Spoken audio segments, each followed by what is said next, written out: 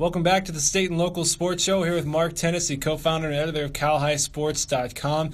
And Mark, it's been a tough season just injury-wise for the St. Mary's girls basketball team.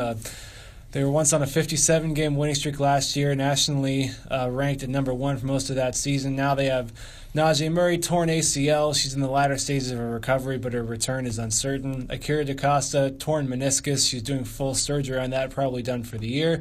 Nicole Young, another potential starting guard, knee injury. And Ariel Johnson had to leave the loss to Lincoln last week late in the game. We'll see how healthy she is. Now, injuries are part of the game. It's not kind of a woe is me thing, as this happens to any basketball program. But just it's been interesting because it's kind of a dramatic shift from the good health they've had in propelling them deep into the state playoffs the last couple of years. Do you think that these knee injuries are just more prevalent now, or is there just better media more media coverage and a better medical awareness? It seems like basketball hasn't changed that much. It might just be we're all more aware of how many there are now. That's true. I think it's just a lot of bad luck. A lot of these injuries, you see these all over women's and girls basketball when their bodies are at this age. It's not uncommon. But you do see quite a few of them over the years with some very prominent players seem to have their career a year here and there messed up by an ACL. But this seems to be a real spate of bad luck for them. As you mentioned, Murray is not sure she's coming back, and now that Akira's hurt, maybe it's time just to say, okay, this year is just not going to happen. Let's do the best we can.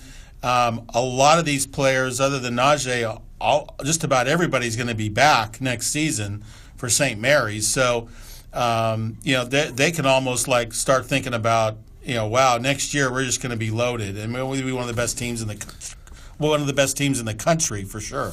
On the flip side, a historic win for Lincoln girls basketball. They beat their rival St. Mary's for the first time since January 1998. My colleague Scott Linesberg poured himself into the internet to find that before deadline that night, so that was big by him. When that happened last, Lincoln's coach Chris Romer was 16, and he was a sophomore at Tokay High. So it's been a long time. That was before Tom Gonzalez was even coach. So Lincoln ascends to the number 1 power ranking for us for our large schools. And it's just such a fascinating night. Obviously, you hear Ariel Johnson missed the end of the game. It's a depleted team, but I think you have to give a lot of credit to Lincoln because besides just the basketball part of it, when you come through a program and your rival is talked about by ESPNW and all of these different outlets, Cal High Sports, I'm sure it can be intimidating. And obviously, this group managed to break a long streak, and it was probably a really cathartic night for them. It was a great night for them. I'm happy for them, happy for Coach Romer. Done a great job building up that program. They seem to get a little bit better every year. They're looking for that breakthrough win in the regular season. This was that. I'm not sure I agree with them being number 1 or higher ranked right now, but because St. Mary still has from earlier in the season a lot of really big wins, and Lincoln does have some big losses. However, locally in this area, Lincoln being higher than St. Mary's, they're going to play again. St. Mary's can certainly win and then get back their number 1 ranking. I don't think that's bad either. So, we're probably going to drop St. Mary's from the state top 20 this week, which is historic in its own right. They've been in the top 20, pretty sure, every week since at least 2007, so it's about 10 years. And I'm not sure they were on the bubble in those years, 2006, 2007. But this is where they are now, and they have a lot of these players out. But again, give credit to Lincoln. This could help them, go far in the Sac-Joaquin section playoffs, get into that NorCal D1 bracket like we've thought for many years, and maybe do a lot of damage. Signing day is tomorrow, a huge football signing day. One of the bigger ones in Stockton is Popo Amave at St. Mary's, a lineman. He's the lone super elite first-team selection for Cal High Sports. He's heading to the University of Oregon. For you guys, when you're separating those fine line first team, second team, or second team, third team, what stands out the most? Is it reputation from coaches or the local media who covers them? Is it their recruiting profile? I mean, when you're kind of faced with those decisions, what do you lean on to kind of separate these guys? Well, we have a lot of, as far as Popo's situation, he could have been offense or defense. We liked him on defense because it seemed like that's where most people were putting him. That's where you put him on your honors team. That's where he's going to probably play in college. There was a little bit more flexibility on the defensive side of the ball. So I would say his flexibility, being a two-way lineman, helped him to be first team All-State. The other really important thing is representation of a championship, highly ranked team.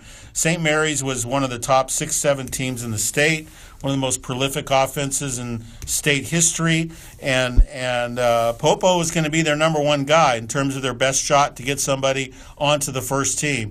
And so that was a very key factor for him getting up there. We weren't able to get someone from Cathedral Catholic that high, but we did get one of their guys, second team, couple guys up there, but he was their main guy, and that really helped. That really helped being on a championship team. A quick look at the football signing day tomorrow.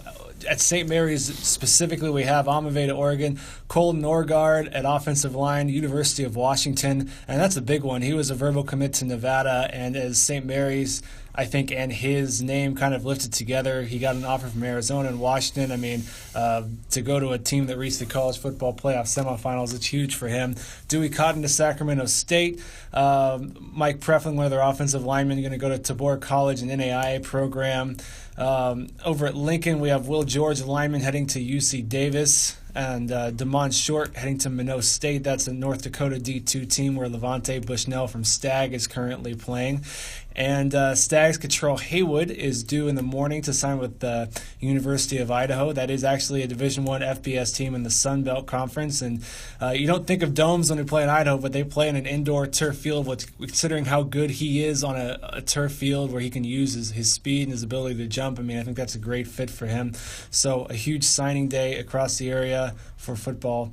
And football is in this week because it's Super Bowl week. Super Bowl 51 is in Houston. Mark Tennessee does a weekly column for us in the Record and RecordNet.com. And you tied in a bit of the Super Bowl and some local history, Northern California history, and quarterbacks this week. And I'm guessing you might mention Tom Brady.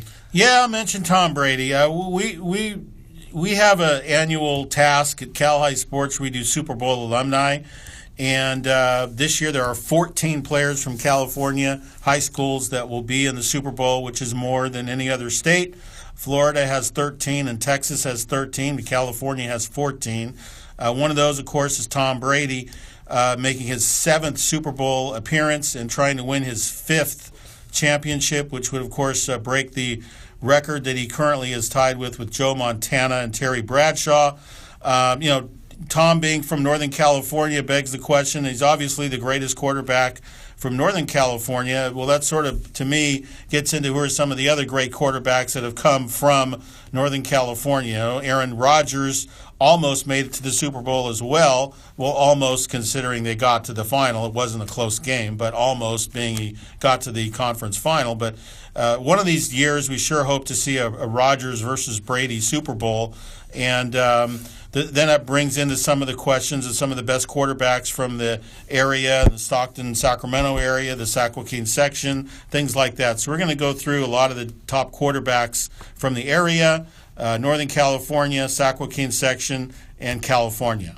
That makes me think, which guys from this area have the best chance of getting to a Super Bowl sooner rather than later? I think about Matt Overton, the long snapper for the Colts. Obviously a flawed roster, but they have a good GM now, and when you have a quarterback like Andrew Luck, sometimes year to year your ability to reach a Super Bowl can change because he's so good. And I also think it's a little bit more of a dark horse, but I think about Doug Martin on the Buccaneers. They seem to be heading in a good direction, and Jameis Winston has been a good NFL quarterback. That might take a little bit longer, but I feel like those two are the most primed of any area players to go there. Yep, could be. Yep. Now over on CalHighSports.com, the Gold Club membership, less than $20 a year, less than $2 a month. All of your state record books, rankings, insider content, a great source for high school sports fans across the state. And thanks for joining us, Mark. We appreciate it. Thank you, Thomas. Take care.